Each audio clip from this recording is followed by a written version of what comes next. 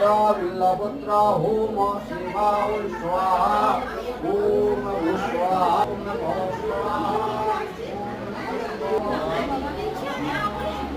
সবারই হচ্ছে সবারই হয়ে গেল।